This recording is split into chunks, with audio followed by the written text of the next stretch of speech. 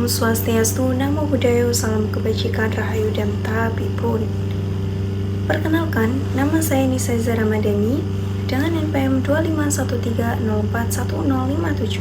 Saya mahasiswa baru dari program studi Pendidikan Bahasa dan Sastra Indonesia angkatan 2025. Saya berasal dari kelas 1B PBSI.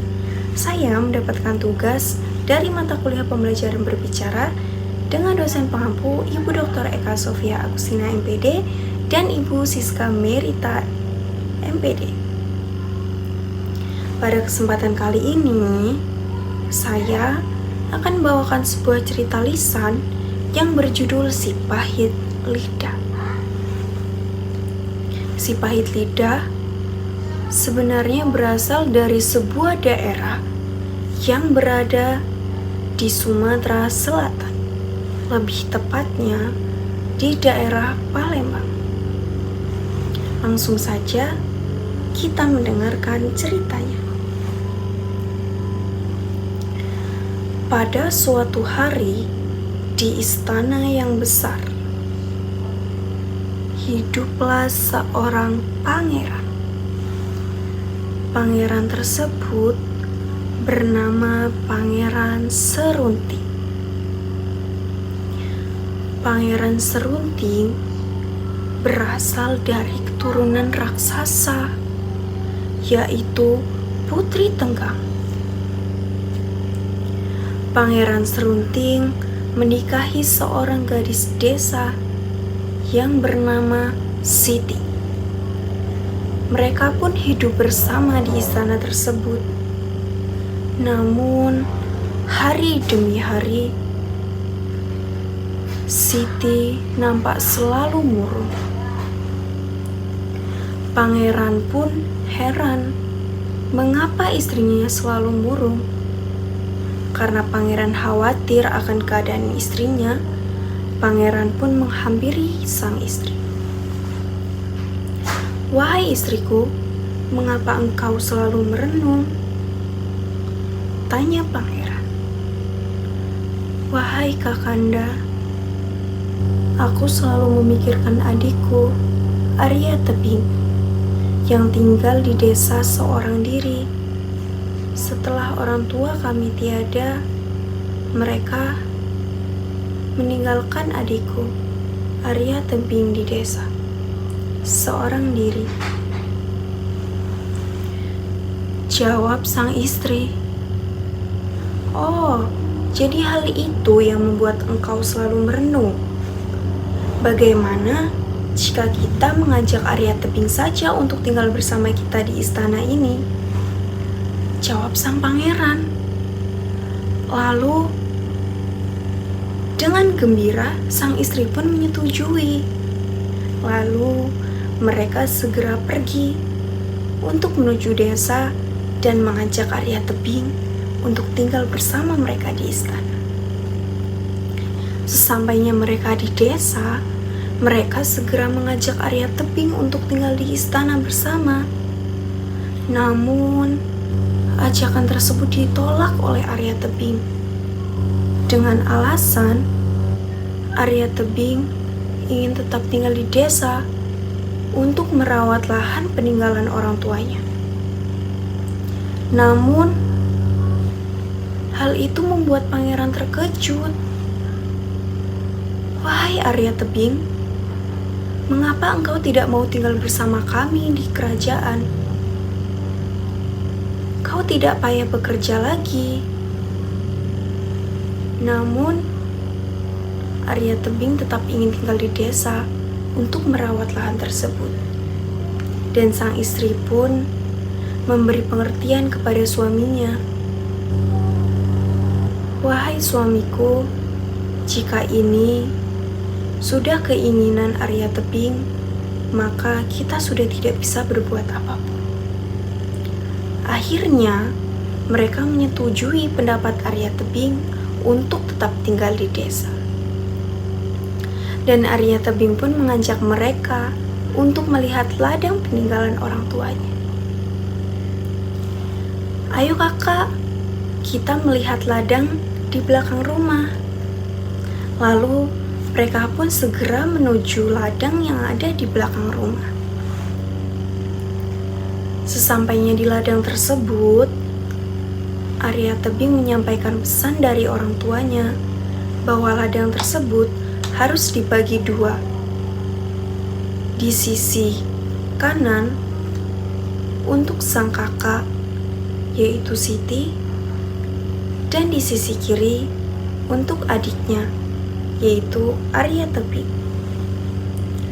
Sontak, sang pangeran langsung menyuruh Arya Tebing untuk mengambil sebuah pembatas untuk membatasi antara lahannya dengan lahan Arya Tebing.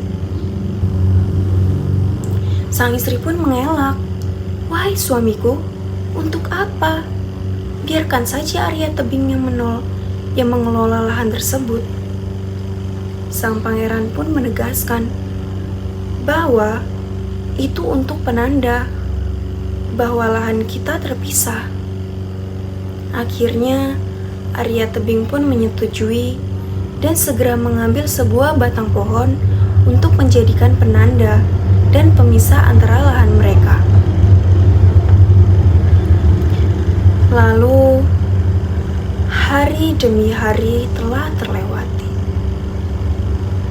Saat Arya Tebing mengunjungi ladang tersebut, alangkah terkejutnya ia saat melihat batang pohon yang menjadi penanda tersebut ditumbuhi oleh jamur. Di lahan miliknya ditumbuhi dengan jamur emas, namun di lahan milik kakaknya ditumbuhi oleh jamur biasa. Dan pangeran yang mengetahui hal itu pun merasa iri dengan Arya Tebing. "Wahai Arya Tebing, kau telah melakukan perbuatan licik. Kau telah menukarkan batang pohon tersebut sehingga aku tidak bisa mendapatkan jamur emas itu." Dan Arya Tebing pun mengelak bahwa ia tidak menukarkan batang pohon tersebut. Dan akhirnya, pangeran pun mengajak Arya Tebing untuk berkelahi. "Baik, bagaimana jika kita berkelahi saja?" Namun, Arya Tebing berpikir, "Aku tidak akan bisa melawan pangeran karena ia adalah seorang yang kuat dan juga sakti." Akhirnya, Arya Tebing meminta waktu kepada sang pangeran.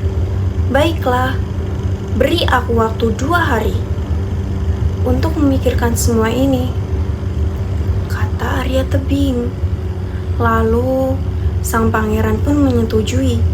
"Baiklah, berlatihlah dengan waktu 2 hari itu." Lalu saat malam datang, Arya Tebing bingung memikirkan bagaimana cara mengalahkan pangeran itu. Dan ia pun mendapat ide bahwasanya ia akan mencari kelemahan raja tersebut melalui sang kakak. Keesokan harinya, Arya Tebing segera menuju istana untuk menemui sang kakak secara diam-diam. Sesampainya di istana, ia mengetuk jendela dan memanggil kakaknya. "Kakak, kakak." Dan sang kakak pun terkejut. "Wahai adikku, mengapa engkau tidak lewat pintu depan saja?" "Shh, jangan berisik, nanti pangeran tahu," kata Arya Tebing. "Ada apa adikku?" Lalu Arya Tebing pun menceritakan kejadian yang telah dialaminya. Lalu setelah mendengar cerita dari Arya Tebing, kakaknya merasa bingung. Jika ia memberitahu kelemahan suaminya, maka ia akan mengkhianati suaminya. Namun, jika ia tidak mengetahui kelemahan suaminya, maka adiknya akan tewas. Dan setelah berpikir panjang, akhirnya sang kakak akan memberitahu kelemahan suaminya. Namun, dengan satu syarat, bahwa jangan sampai Arya Tebing menewaskan suaminya. Baiklah, aku akan memberitahu kelemahan suamiku, tapi berjanjilah, jangan sampai kau membuat suamiku tewas, kata Siti, kakaknya Arya Tebing. Baiklah, aku berjanji tidak akan membuatnya tewas, kata Arya Tebing meyakinkan kakaknya.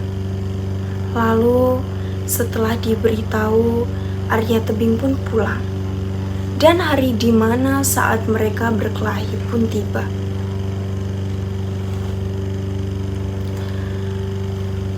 Arya Tebing merasa takut dan akhirnya ia pun terkapar lemas karena sudah dihajar habis-habisan oleh sang pangeran. Di situ Arya Tebing pun mengambil sehelai rumput dan dilemparkan ke arah sang pangeran. Rumput itu bukan rumput biasa. Rumput itu adalah kelemahan dari sang pangeran. Setelah rumput itu mengenai tubuh pangeran pun langsung terkulai lemah dan tak berdaya. Pangeran pun kaget. Bagaimana kau bisa mengetahui kelemahanku? Dari mana kau mengetahuinya? Tanya pangeran, kebingungan. Lalu Arya Tebing pun menjawab, dari kakakku. Sontak pangeran merasa terhianati oleh istrinya sendiri. Jadi istriku telah mengkhianati aku, batinnya dalam hati. Pangeran pun segera pergi meninggalkan Arya Tebing untuk menuju gunung. Di tengah-tengah perjalanannya itu, ia mendapatkan suara dari Sang Hyang Mahameru yang mengatakan, "Wahai anak muda, maukah engkau kuberi kekuatan? Namun dengan syarat, kau harus betapa di salah satu gunung, dan kau harus betapa sampai tubuhmu ditutupi oleh dedaunan." Dan pangeran pun menyetujui hal itu. Lalu pangeran pun segera menuju ke gunung tersebut. Sesampainya di gunung, pangeran langsung betapa dia tak menghiraukan rasa lapar, rasa haus, semua tak ia rasakan. 2 tahun pun telah berlalu. Tubuh pangeran telah ditutupi oleh dedaunan, dan terdengar kembali suara Sang Hyang Mahameru. "Wahai anak muda, kau telah memenuhi janjimu, maka aku akan memberikan kekuatan ini kepada engkau. Saat engkau mengatakan sesuatu, maka itu akan menjadi nyata. Dan pergunakanlah kekuatan ini dengan sebaik-baiknya." Lalu pangeran pun menyetujuinya. Lalu pangeran mencoba kekuatan tersebut di sebuah pohon tebu. Lalu pangeran pun berkata, "Berubahlah pohon tebu tersebut menjadi batu." Maka seketika pohon tebu tersebut berubah menjadi batu.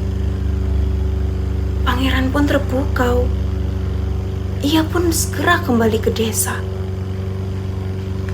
Di tengah-tengah perjalanan, pangeran melihat padang pasir yang sangat tandus. Ia pun segera berkata, "Rubahlah tanah tandus ini menjadi hutan yang lebat. Maka seketika tanah tandus dan juga gersang tersebut menjadi sebuah hutan yang sangat lebat. Dan ia pun kembali melanjutkan perjalanannya. Di tengah-tengah perjalanan, ia bertemu dengan dua orang tua yang sudah lanjut usia. Ia menangis karena dia tidak bisa mendapatkan keturunan. Setelah itu, pangeran meminta sang ibu tua itu untuk mengambil sehelai rambutnya, dan pangeran pun merubah sehelai rambut tersebut menjadi seorang bayi. Dan mereka pun menangis haru. Lalu pangeran pun kembali melanjutkan perjalanannya untuk menuju ke desa. Sesampainya di desa, ia bertemu dengan istri dan juga adik iparnya. Pangeran pun meminta maaf kepada adiknya karena sudah melakukan kesalahan. Dan mereka pun hidup bahagia bersama. Sekian cerita lisan dari saya. Saya minta maaf apabila ada kesalahan kata yang disengaja maupun yang tidak disengaja, karena sejatinya kesempurnaan itu hanya milik Allah Subhanahu wa Ta'ala. Wabillahi taufiq wal hidayah. Wassalamualaikum warahmatullahi wabarakatuh.